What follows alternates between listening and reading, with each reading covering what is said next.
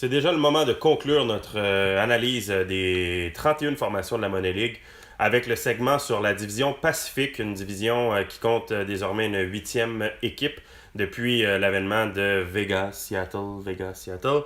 D'ailleurs, on peut commencer à parler de cette équipe-là tout de suite parce que je veux pas te damer le pion, chum, mais je pense, entre les branches, j'aurais entendu dire qu'elle finira fort possiblement dernière de division. Ben, c'est pas un secret, c'est une équipe d'expansion qui est en à sa deuxième année. On a quand même amélioré l'équipe avec Patrick Marleau, ou communément appelé Patty Marleau.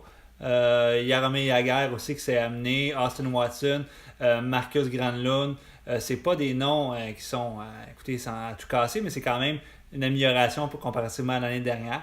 Mais ça reste que l'équipe est loin des compétitives pour l'instant. Alors, du côté de Vegas, bientôt Seattle, tiens. Hein? C'est pas slash Seattle, c'est bientôt Seattle l'année prochaine. L'équipe va continuer son plan. C'est clair que le plan, c'est d'attendre que Dallin et Escannon, les deux, l'année prochaine, restent avec l'équipe. Un Philip Heedle, un Cody Glass éventuellement, un Nick Suzuki. Tous ces jeunes-là, il y en a plusieurs autres, là, ça mène. Mais pour l'instant, ça va être tout simplement de faire le mieux qu'on peut. Puis je pense qu'on va quand même offrir plus de compétition match après match cette année comparativement à l'année dernière. Et qu'est-ce qui fait en sorte, selon toi, qu'est-ce qui fait en sorte, je m'en ai posé la question, qu'est-ce qui fait en sorte que cette équipe-là finira dernier de division? Je pense que avec ce que tu viens d'expliquer, c'est assez clair. Crois-tu que il y a place est-ce que tu crois dans le fond que cette formation-là, par exemple, devrait être meilleure devant le filet, devrait être meilleure en attaque ou un peu partout, là. Pour l'instant, c'est un peu partout. Je pense que le point faible de l'équipe se retrouve. En ce moment, c'est vraiment, on va être franc, là, c'est pas mal partout. Par contre, d'ici 2 ou 3 ans, on peut avoir une très belle défensive avec Escannon et Dallin ensemble. Déjà là, ça va vraiment changer l'équipe. Puis Josh Manson qui est déjà bien coté. Puis on va rajouter un Kempney, puis éventuellement peut-être Adam Fox. Donc, je vois l'équipe comme bonne en défensive. À l'attaque, une bonne relève, mais ça va prendre un peu plus de temps. Normalement, c'est l'inverse, en défensive, prend plus de temps, mais je pense que l'attaque va être un petit peu plus long à développer pendant que les Suzuki et Glass jouent junior. Mais sinon, Grubauer, pour l'instant, c'est fort. Groovy de Goldie, puis Carter Hart s'amène éventuellement. Donc, c'est vraiment la clé, c'est Carter Hart. Je m'attends à voir l'équipe encore s'améliorer. Puis, et je vais terminer là-dessus parce que quand même, je ne vais pas parler de ma propre équipe pendant une demi-heure.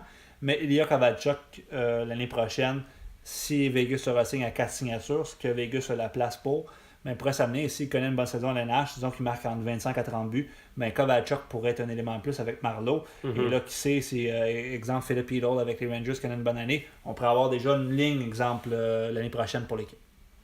Donc, en 7e position, maintenant, tu as placé une équipe, je pense qu'au fil du temps, vous êtes développé une belle rivalité. C'est les Canucks de Vancouver, là, Martin. Et là, les Canucks, là, d'ailleurs, Martin, je t'envoie un signal. Je t'ai eu pour le Terra. Hein? La Coke, je le savais depuis le début, mais je te donnais rien en retour de ça. Alors voilà, c'est dit, c'est fait. Non, mais sans farce, le Terra qui a été pris dans ce scandale-là, je ne m'attendais pas à ça. Appelons-le El Chapo Letera. Voilà, El Chapo Letera, c'est bien dit, ça j'aime ça. Alors pour les Canucks de Vancouver, c'est vraiment, encore là, c'est un reset. Pour l'équipe. Mais je suis vraiment content de voir Martin qui renaît de ses cendres. Lui qui a perdu Mick, son ami depuis toujours en Arizona. Je pense que c'est vraiment rafraîchissant de le voir de retour sur le forum comme ça. Puis Vancouver, cette année, on va continuer de faire le mieux qu'on peut. On a quand même certains éléments intéressants. Puis moi, je dois dire que même si on a donné notre choix première ronde l'année passée, j'avais beaucoup aimé l'échange qu'on a été chercher Logan Brown puis Victor Mété, parce que je pense que ces deux éléments-là, pour avoir vu Brown jouer en direct l'année passée, on a eu la chance de le voir jouer en Ontario. C'est un joueur avec beaucoup de talent qui aura la chance de dominer dans la Ligue américaine avec les Sénateurs d'Ottawa cette année et peut-être même de jouer un peu dans la LNH, comme on sait qu'Ottawa est vraiment... Une équipe de Pee Wee B. Oui, à peu près. Donc, ça va être intéressant ce côté-là. Maintenant, j'ai hâte de voir ce qu'on va faire. J'aime beaucoup Mike Matheson, personnellement, comme défenseur, puis il performe excessivement bien en ce moment en début de saison avec l'équipe. Riley Smith, le capitaine, le leader. Mais sinon, on va se le dire, devant le filet, ça va être le fun de voir quelqu'un de différent que Cam Ward, qui est là depuis tellement longtemps, en Saros, comme gardien de but recru. Alors, sans dire que ça va être une grande année pour Vancouver, je ne m'attends pas à ce qu'on fasse si bien que ça, 7e, mais je m'attends à avoir une belle progression, et surtout une constance du directeur général, par rapport à sa participation. Je trouve ça vraiment le fun. Et là, Martin, il faut vraiment trouver notre gageur. Ça va être quoi notre gageur sur nos matchs? Je ne sais pas encore. Est-ce que c'est de l'argent littéralement ou est-ce que c'est un défi un peu stupide? On verra ça. Donc, maintenant, la 6e place est occupée par les Coyotes de l'Arizona. Donc, l'Arizona, une formation qui est avec le nouveau DG Nicolas Saint-Onge qui est arrivé en fin d'année dernière. Moi, ce que j'aime du DG Saint-Onge, c'est qu'il tente quelque chose qui est très difficile à accomplir, c'est-à-dire de vouloir rebâtir tout en étant compétitif, mais en n'ayant pas vraiment beaucoup d'éléments si bons que ça. C'est-à-dire que du côté de l'Arizona, on a hérité d'une équipe que c'était plutôt maigre la relève. Je dirais que Huberdeau est sans aucun doute la valeur, le bijou de cette formation-là. Alors, est-ce qu'on va le garder? Je pense que oui. Mais sinon, on pourrait aller chercher quelque chose de bien. Mais dans la formation en tant que telle, sauf Huberdeau, pour être bien franc, là, quand je regarde l'équipe, il n'y a rien qui vient m'épater. Andrew Shaw, quand c'est ton deuxième élément, là, on a des problèmes. Puis en défensif, des Lugas Bissa, des Eric Gumbranson, Daniel Nurse, si vous remarquez, Olesiak, ce sont tous 4 choix. Les 4 étaient des choix de première ronde, prometteurs, mais qui ont finalement déçu.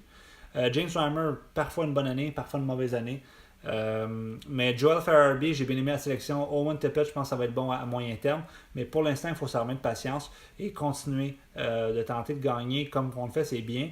Mais c'est sûr qu'on n'aura pas un choix premier au total si on tente de gagner. Mais en même temps, c'est correct. Je trouve ça très honnête de la part du DG de vouloir compétitionner comme ça. Si on se déplace maintenant de l'Arizona jusqu'en Californie, en 5e position, on a les Kings de Los Angeles. Les Kings, c'est une équipe qui regorge de talent en défensive. On ne penserait pas ça nécessairement, mais Seth Jones qui est là depuis son repêchage, Ryan Ellis, Nick Leddy, forment un top 3 très performant. Mais l'attaque, par contre, a plus de difficultés. Donc, c'est là que je m'interroge à savoir, je pense qu'on va manquer un peu de gaz à ce niveau-là. Nick Foligno, Daniel Sedin, Tyler Toffoli, c'est bien beau, mais j'ai aucun joueur dominant à l'attaque. Devant le filet, Craig Anderson et Peter Mrazek, c'était bon il y a comme 4 ans. Oui, exact. C'était vraiment très bon. Même très bon, là, c'est comme très moyen. Donc, c'est pour ça que les Kings, j'ai mis un peu là par défaut. C'est-à-dire que pour moi, les Kings sont un peu dans un no man's land en ce moment. C'est-à-dire qu'ils sont ni dans les très mauvais, ni dans les très bons de la division Pacifique. Par contre, les Kings, à chaque année, peuvent étonner, donc peuvent surprendre. Donc, je verrais quand même l'équipe pouvoir compétitionner, là. Et là, on se rapproche drôlement là, des équipes pouvant participer à la danse printanière. En 4e position, tu as mis les Ducks de Anaheim. Oui, à Anaheim, ça va très bien. On a des bons prospects. On a Gabriel Vilardi, on a Colin White, on a Eponiemi également que j'aime beaucoup. On a été chercher des vétérans. J'ai beaucoup aimé l'acquisition de Joe Thornton et Cam Talbot. Ça faisait un bout qu'Anaheim n'avait pas fait les séries, 4 ans. J'avais prédit les playoffs, les séries pour les Ducks. Ça a été fait. Si on regarde les Ducks dans leur histoire, leur meilleur classement qu'ils ont eu, c'était 3e et 4e au total en saison 5 et 6. Depuis ce temps-là qu'on a fait les séries, c'était à peu près de peine et de misère. Je m'attends à voir une ascension quand même très intéressante. Oui, on a des bons prospects, mais également on a une belle formation devant nous qui est quand même jeune. L'éternel Phil Kessel, Anaheim est toujours là. Morgan Riley, on dirait que ça fait 100 ans qu'il est là, alors qu'on s'en en fait peut-être 6 ou 7. Mais on a aussi Matthew Tkachuk, qui est bien Anthony Beauvillier, mais évidemment Jack Eichel, qui est comme la pièce maîtresse, mais qui sera accompagné d'un Thornton. On a été chercher également Faneuf l'an dernier. Alors Faneuf, Thornton, Talbot qui s'amène, juste là, Tkachuk qui s'améliore, Eichel qui s'améliore, Riley qui s'améliore. Alors, c'est pour ces raisons-là que je vois l'équipe en série cette année. Est-ce qu'on va gagner la Coupe cette année? Non, je pense pas. Mais est-ce qu'on va être compétitif à chaque soir? Oui, on va l'être. Donc là, en ce moment, tu le places 4e et tu viens de me parler en série. Donc, c'était ma prochaine question. Si tu compares la formation des Ducks d'Anaheim et de l'Avalanche du Colorado, il faut faire un choix parce que clairement, ça va être une des deux équipes qui va être une des cartes sauvages, étant donné que tu as nommé Dallas comme étant l'autre. Oui.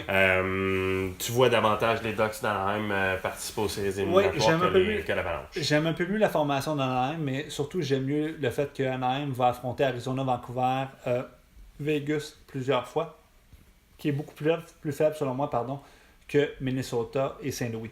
Donc, juste là, on va aller chercher des points plus faciles. Donc, c'est pour ça que je vois Anaheim plus haut, puis j'aime un peu plus la formation. Je pense qu'on est un peu plus près du but qu'on l'est au Colorado. Et sans surprise, il nous reste 3 formations, encore une fois en ordre alphabétique pour ne pas faire de jaloux. Calgary, Edmonton, San Jose, ce sont les 3 mêmes formations depuis déjà bon nombre d'années. Mais tu m'épates, Ledge, par le fait que tu peux faire l'ordre alphabétique comme ça. Il n'y a aucune hésitation. C'est là qu'on voit tes années d'enseignement. Et voilà. Ça paraît. Alors oui, la 3e position. Mais premièrement, ce top 3-là, comme tu dis, et c'est là depuis, mon Dieu, depuis toujours. Depuis la formule des divisions comme ça, elle a toujours été comme ça, mais je veux dire, ces équipes-là ont toujours performé depuis. Sauf Edmonton, qui est comme relativement nouveau, mais San Jose et Calgary, mon Dieu, ça a tout le temps été très fort. Calgary est probablement la meilleure équipe avec Tampa Bay. Pas probablement, assurément, les 2 meilleures équipes de l'histoire de la Money League, en fait, constance. Je m'attends à voir les Flames très bien performer. Il manque un peu quelque chose à Calgary, sans dire. Pourtant, on a tout avec Hellebuck, on a Vlasic, on a Barry en défensive.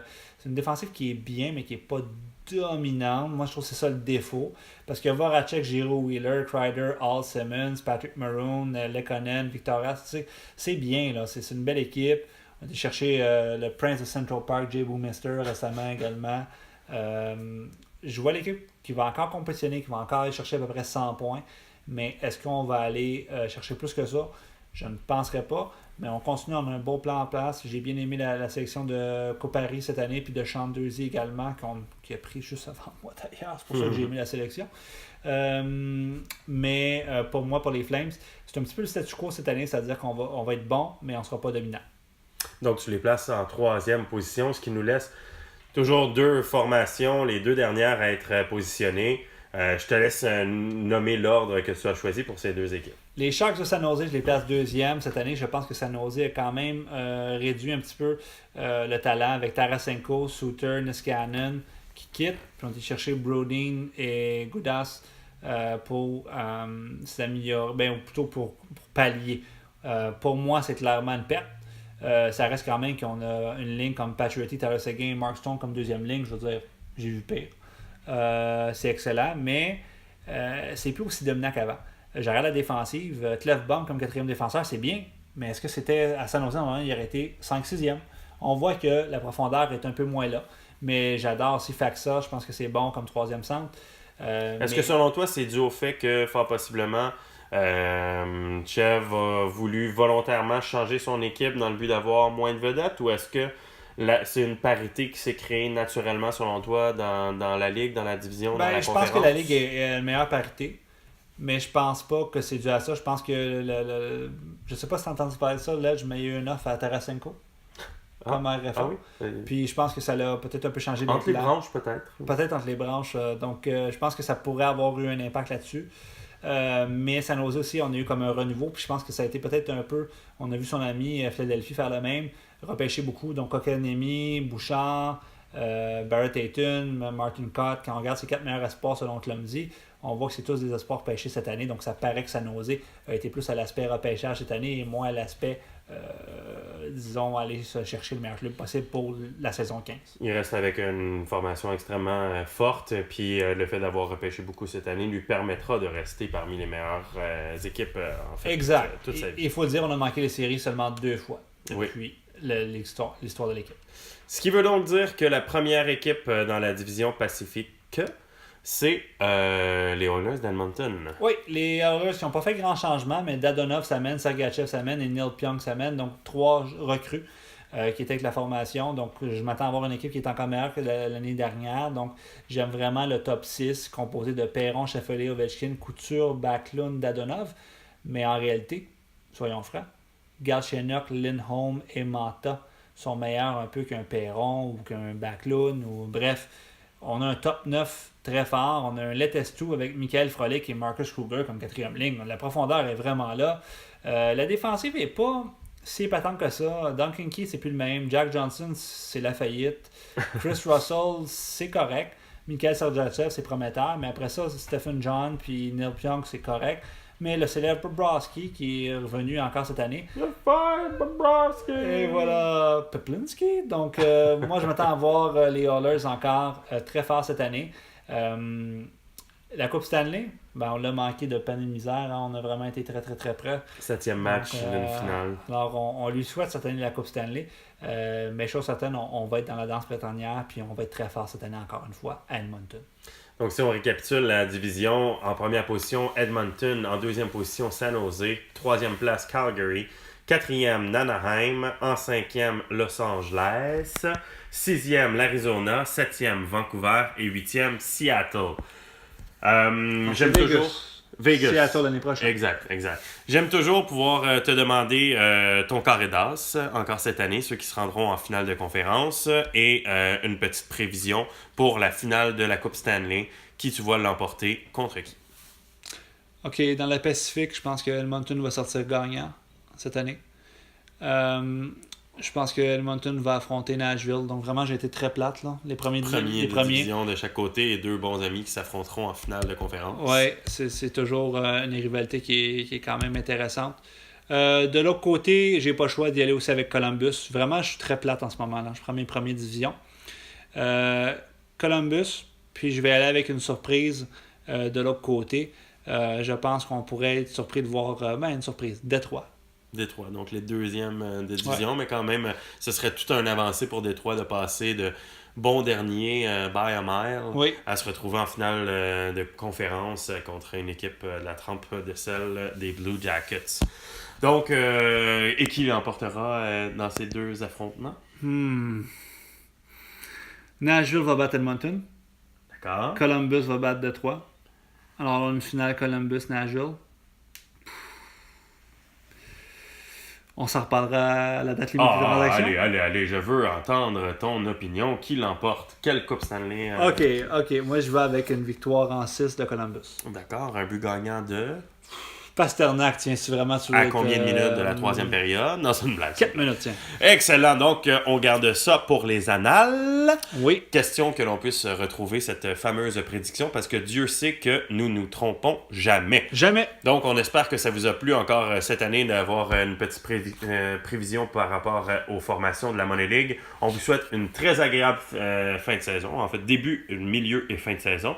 Et on se retrouvera sans faute pour l'édition du Deadline. Bonsoir, messieurs. Bonsoir.